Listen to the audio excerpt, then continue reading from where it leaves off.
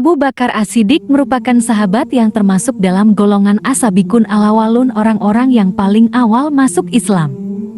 Selain itu, Abu Bakar adalah sahabat yang melanjutkan estafet perjuangan Islam sebagai seorang khalifah setelah Rasulullah Shallallahu Alaihi Wasallam wafat.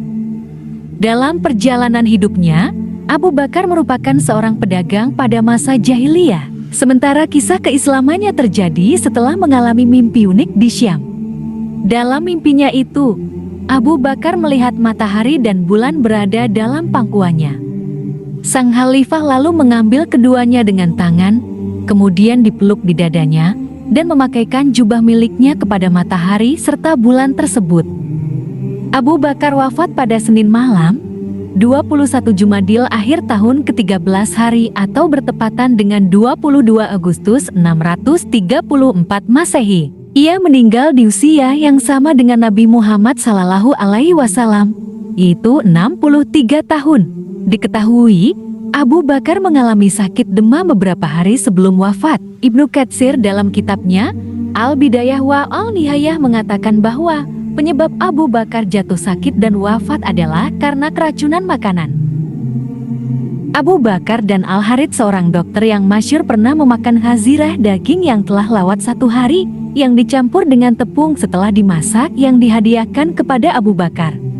Setelah memakan daging itu, Al-Harits berkata, "Angkatlah tangan Anda, wahai Khalifah Rasulullah, demi Allah daging ini beracun."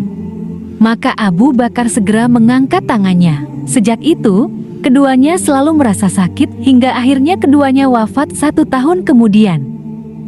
Abu Bakar As-Siddiq menghembuskan nafasnya yang terakhir pada sore hari setelah matahari terbenam. Saat kondisi kritis menjelang kematiannya, Abu Bakar bertanya, "Hari apakah hari ini?" Lalu hadirin menjawab, "Hari Senin." Kemudian, dia mengatakan, "Semoga antara kini dan malam nanti." Yang dimaksudnya adalah semoga maut menjemputnya pada hari yang sama dengan meninggalnya Nabi Muhammad Sallallahu Alaihi Wasallam.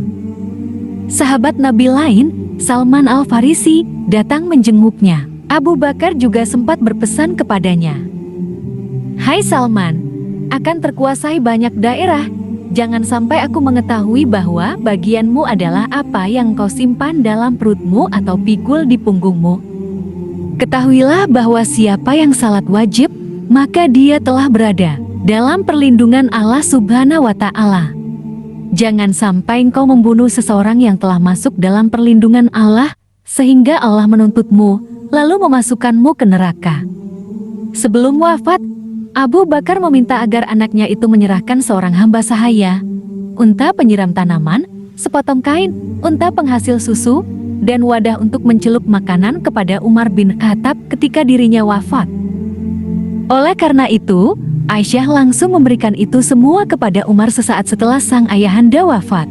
Di akhir-akhir hayatnya, Abu Bakar kepikiran dengan umat Islam dan siapa yang akan menjadi penggantinya. Setelah berdiskusi dengan sahabat-sahabat besar, Abu Bakar akhirnya berwasiat bahwa yang akan menggantikannya sebagai khalifah adalah Umar bin Khattab. Kemudian, Abu Bakar meminta untuk mengembalikan uang yang diterimanya sebagai khalifah ke Baitul Mal. Hal tersebut dilakukan agar Abu Bakar benar-benar bersih dari segala urusan dunia ketika meninggal dunia. Sebelum wafat, Abu Bakar juga berwasiat agar dikafani dengan pakaian yang biasa dipakainya sehari-hari dan dimandikan oleh istrinya, Asma binti Umais, dan anaknya, Abdurrahman. Adalah Aisyah yang mendampingi Abu Bakar di akhir-akhir hidupnya. Lalu, Ali bin Abi Thalib datang dengan tergopoh-gopoh sambil mengucap, "Innalillahi wa inna ilaihi rojiun." Kemudian Ali berkata, "Pada hari ini, terputuslah kekhalifahan dari Nabi. Wahai Abu Bakar, semoga Allah merahmatimu. Engkau adalah orang yang selalu bersama Rasulullah Sallallahu Alaihi Wasallam, menjadi sahabat dekatnya. Tempat dirinya mendapatkan ketenangan, orang kepercayaannya, tempat beliau menaruh rahasianya, dan teman musyawarahnya.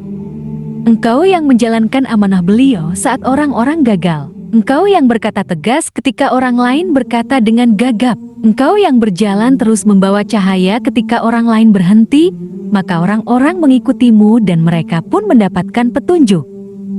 Dan engkau menjadi sosok yang keras dan membuat marah orang-orang munafik. Maka Allah takdirkan engkau segera menyusul nabinya. Semoga kami tidak diharamkan dari pahalamu, dan semoga Allah tidak membuat kami tersesat setelahmu.